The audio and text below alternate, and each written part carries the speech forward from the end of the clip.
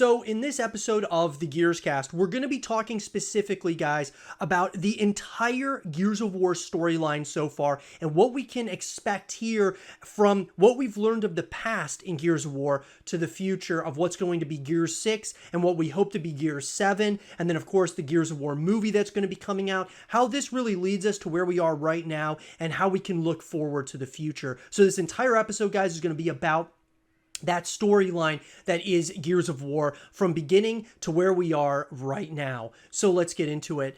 All the credit, guys, goes to Looper and Justin Clark writing this article. I think it's absolutely incredible. We're going to be going back and forth between the article and obviously just talking to all you guys. I'd love to hear your thoughts about it in the comment section down below. So let's get into it. So guys, as I said, this is an article coming to us from Looper as well as Justin Clark for a series that on its face is mostly about hulking meat slab dudes chopping down 8-foot tall gnarly gray mutants with chainsaws. There's a lot more plot going on in Gears of War than some folks give it credit for. There's civil war, class inequality, green energy arguments, climate change, and eugenics all lurking just under the surface. That doesn't make that Mad World commercial any less embarrassing as time goes on. So let's first off, guys, start on the planet Sera, because I think that's a big one here. Where the story takes place is on Sera, place obviously not on Earth. So let's get into that. So to start with some basics, Gears of War does not take place on Earth. It actually takes place on Sera, what used to be a lovely little planet with its own weird alternate version of history that seems to mysteriously mirror quite a bit of ours. Just run with it. Anyway, the nutshell here is that humanity managed to get itself into a nasty war of resources after they discover emulsion, a substance which at a glance appears to be the clean energy alternative humanity needed. That's all well and good, except for the fact that the nations without emulsion start getting slowly iced out of assistance from the nations with it. And thus a crucial split happens. The Haves become the coalition of ordered governments, or COGs, and the have-nots become the Union of Independent Republics. The bloody conflict they fight becomes known as the Pendulum War.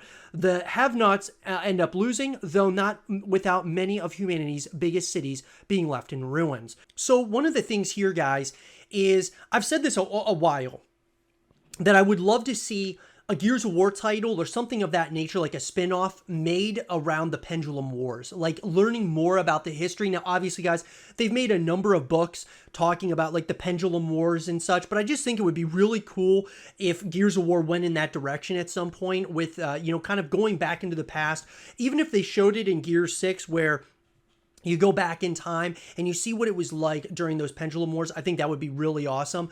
But nonetheless, guys, obviously, Sera being like the focal point here just absolutely was incredible from the very beginning. Obviously, the city in ruin. I would love to see Sera before all the ruins and such of the, from the events of Gears of War, without a doubt. Now, humanity gets a nice 79-year break after the Pendulum War, but break time is over on Emergency Day, when a race of massive, snarling, vicious creatures called the Locusts rises up out of their subterranean hollows and proceed to run completely roughshod over humanity. Now, a quarter of all human life is dead on day one. That bad. After a year of sustained, brutal fighting, the COG gets desperate and decides to go full scorched earth, or scorched Sera, as it were, on the Locust, evacuating as much of humanity as possible to the Jacinto Plateau in the city of Ephra. The COG raises the planet using orbital strikes from the satellite weapon Hammer of Dawn. A great deal of Locusts are killed right alongside millions of civilians who couldn't evacuate before the strike. There are some survivors thereafter known as the Stranded. As you might imagine, they're less than thrilled with the COG after that. So I think a lot of people don't realize that when these strikes happened, that there were, obviously they did a huge blow to the Locust horde, but they also killed millions of civilians. I think that's something that's very commonly missed in, from the perspective of those of us who play the games and such. You don't really realize the scope of how many people actually died in the Hammer of Dawn.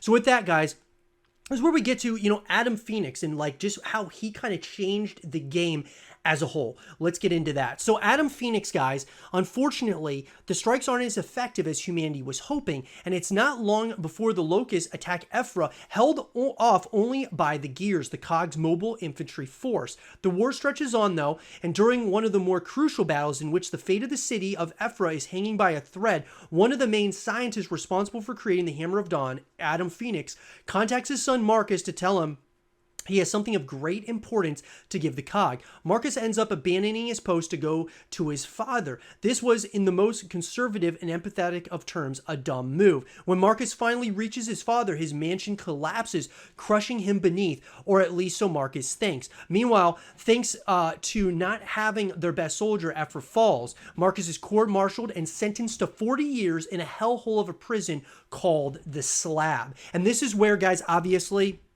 the story really kicks off and we really get going into the story, because Gears of War 1, obviously the very first scene is Dom coming to actually release a Marcus from the Slab.